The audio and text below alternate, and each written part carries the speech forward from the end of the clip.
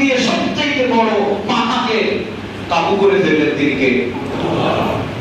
আমাদের দেশে পানিতে ডুবে মারা যায় ছোট ছোট বাচ্চা, অথচ আল্লাহ বলতেছেন ফেরাউনের মতো বড় ডাকাতকে আমি পানিতে ডুবে মারছি।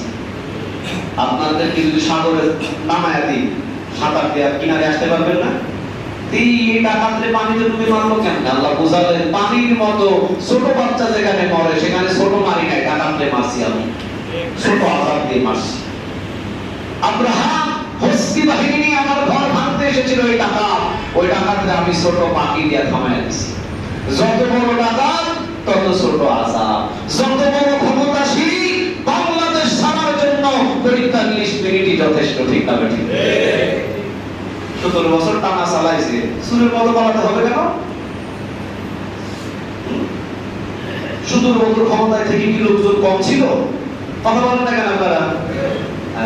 লোকজন তো কম ছিল না।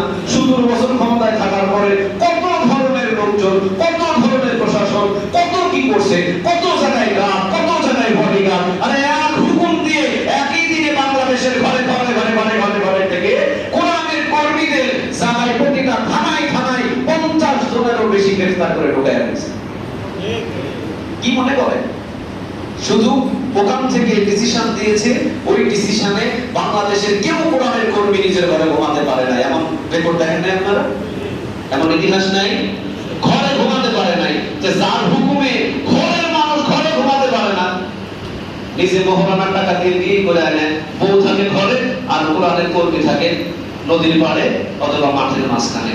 তাহলে এত বড় ক্ষমতাবান, নিজের ক্ষমতায় দেখায় এত কথার পাওয়ার, এক কথায় কোরআনের কর্মী সব জেলখানায়, আরেক কথায় ফাঁসি, আরেক কথায় আয়নাঘর। কত তার ক্ষমতা, অথচ এই ক্ষমতাবানকে ৪৫ মিনিটে আউট করে দিলেন তিনি কে? কাকে ক্ষমতাবান হিসাবে মানতেন?